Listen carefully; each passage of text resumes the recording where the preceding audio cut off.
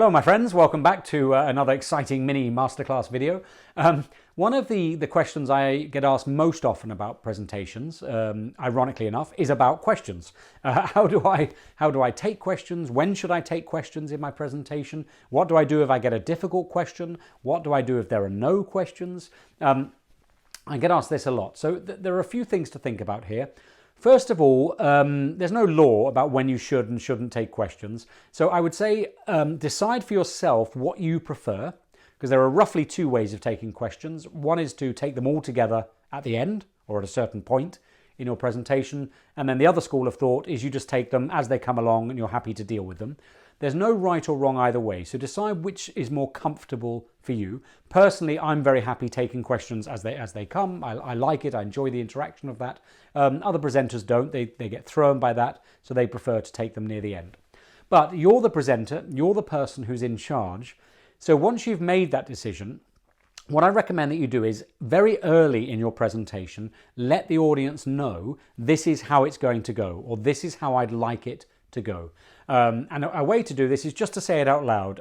So something like this, and this will sound a bit too blunt in a short video, so I'm shortening what you might do in the real world. But something like, good morning everybody, thank you for coming to my presentation today. We've got about 20 minutes together. So what I'm going to do is I'm going to cover three main points. They're point A, point B, and point C. And then I'll take questions at the end, and then we'll be done.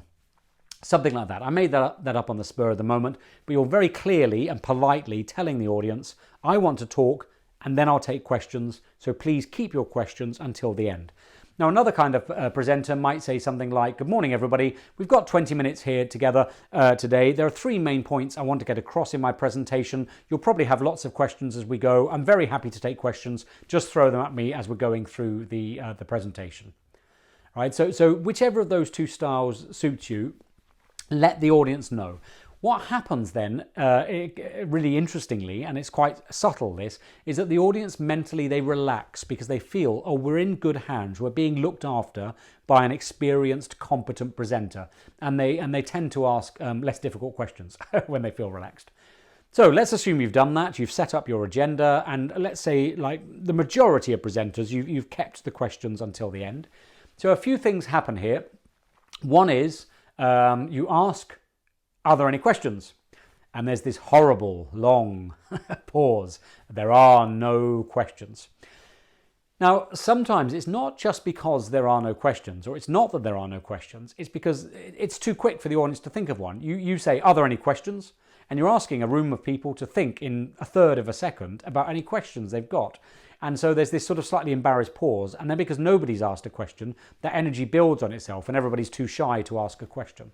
So a really good way to get round this is to prepare yourself with 2 or 3 questions that you know the audience will either be thinking or should be thinking, and then just ask yourself the question that you've prepared. Audiences nearly always forget that you were the person who asked the question in the first place. So it might be something like, any questions, anybody? Uncomfortable pause. So you say something like, well, what a lot of you are probably thinking at the moment is, that sounds like a good idea, but can we afford to pay for it? Well, the good news is, and then you answer the question about being able to pay for it. And by the end of that question, often the audience will have thought of supplementary questions themselves because the barrier's been broken. They've been given the opportunity to ask questions. So always have 2 or 3 prepared questions for yourself up your sleeve when you go in. Then you get the opposite. You get far too many questions. The questions just won't stop.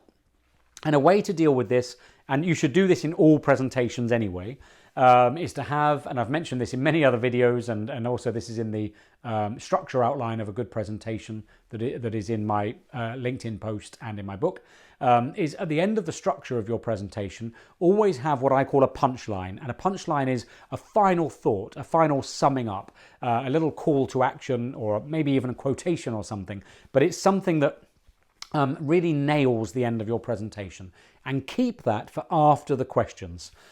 Because it really enables you to stop. If the questions are going over, or they're feeding on themselves, or they're becoming a bit pointless, it's then really easy to say, there's clearly lots of questions. I'm happy to talk about these outside of this meeting. Look, there's one final thought I've got for you today.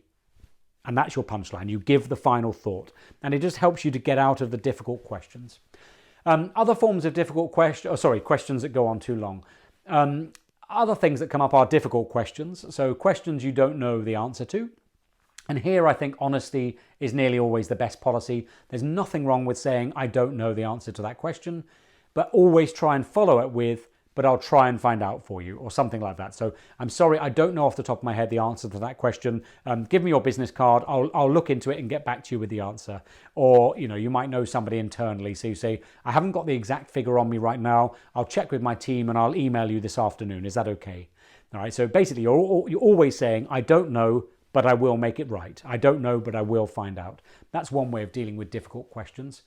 Another form of difficult question that comes in is the person who doesn't have a question, they just want to look good. And we've all come across that person. They often start by saying, this is more of a comment than a question, really. And so where somebody just wants to get their voice heard, where somebody just wants to make a point, what I recommend is don't fight it. Don't get into an argument. Just let them speak and almost ignore it. Do it politely, but basically you ignore it by saying, thank you for that comment. Now, are there any other questions in the room? Don't get into a fight with those kind of people. They want to be heard. They want their voice to be heard. And they're not used to people not fighting back. All right, so you very politely just ignore it. You acknowledge that they've said something, but don't get into the nitty-gritty of it because it could really take your presentation down with it. And my preferred method, it happens to me a lot as a keynote speaker, there's always somebody who puts their hand up and they say, I've just got one observation, and then they talk for 10 minutes. And at the end, I always say, thank you for the comment. Are there any other questions? And quite often the audience laugh because they know what I'm really saying. And then you get another difficult kind of question, which is it's difficult not because the questioner is being awkward or whatever, but it sort of might derail your presentation because it starts getting out of the scope of your presentation. And here what I strongly recommend doing is basically just get back to your main point. All right, so you answer the question as quickly as you can and then say, but the main point I want to get across to you all today is, and just repeat your main point. Just keep getting your main point back into the audience's mind. There's probably 100 questions about questions I haven't been able to cover fully in this video. So as always, I hope that's been useful to you, but maybe as you've been listening to this, there'll be other things you'd like me to answer for you as well or to talk about. So do let me know via, again, your favorite social medium.